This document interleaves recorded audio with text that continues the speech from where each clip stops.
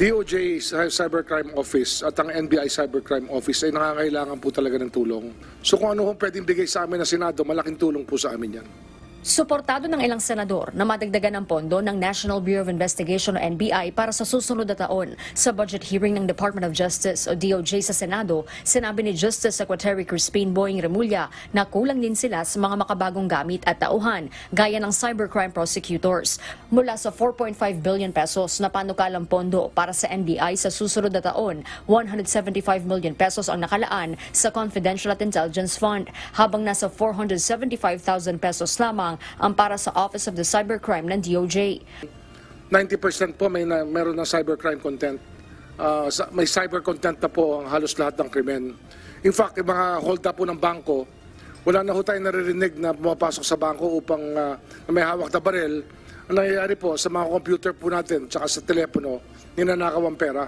Ako, medyo allergic ang Senado kasi doon sa mga other agencies, civilian in nature, that are asking for intel funds or confidential funds. But I think for this purpose, I think it's justified, no? Ang Office of the Solicitor General nakahandaan nila at ipinapaubaya na sa mga mambabatas kung tatanggalin ang kanilang hiniling na 19 million pesos na confidential funds para ilipat sa mga nangangailangang ahensya. Suwestyo naman ni Senator Raffy Tulfo, tapyasan na ang 50 million pesos na panukalang confidential funds ng Department of Agriculture papunta sa NBI para mas mapalakas pa ang ahensya, gaya sa pag-hire ng mas maraming NBI agents at pagpapataas ng kanilang sweldo. Totoo po yun, sir. Ang NBI agents nationwide, wala pang 500.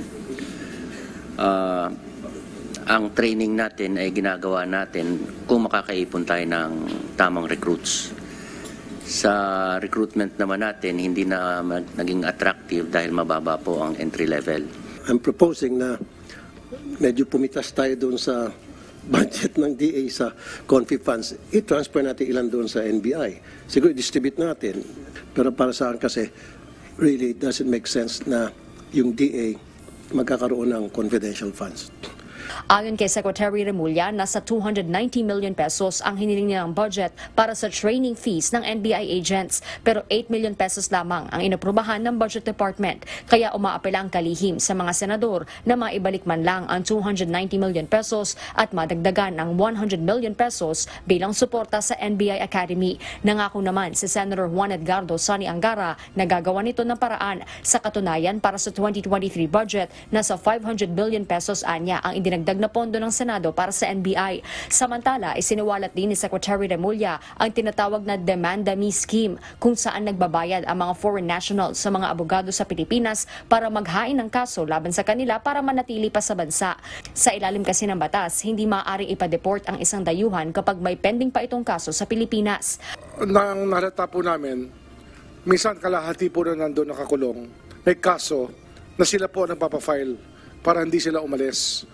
Kaya meron na ho tayong pinaalis na Japanese na sila po ay nag-file ng 12 cases against themselves para hindi po sila umalis dito.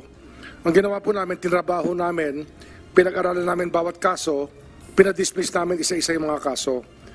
So para naging ano ho yan? Pangkabuhayan package na din ng mga lawyers? Oo, pangkabuhayan po talaga. May demand-a-me package po na ginagawa ang mga lawyers minsan para hindi ho mapa-deport yung mga tao.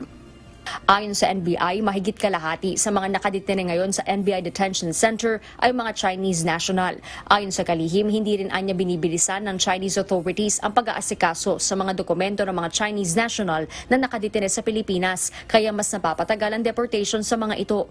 Kaya panukala ni Secretary Remulla, magkaroon ng batas na agarang magwe-waive sa mga kasong inihahain ng mga foreign national laban sa kanilang sarili. Ganoon din ang pagpapataw ng mas malaking multa sa mga abogado na mag-aasiste sa mga dayuhan na sangkot sa Demand-a-Me Scheme. Sa huli, inendorso sa plenaryo ng subcommittee ng Senate Committee on Finance ang panukalang budget para sa DOJ na 34.4 billion pesos. Jorlene Delgado, UNTV News and Rescue. Diyos ang aming sandigan, serbisyo publiko ang aming pinahahalagahan.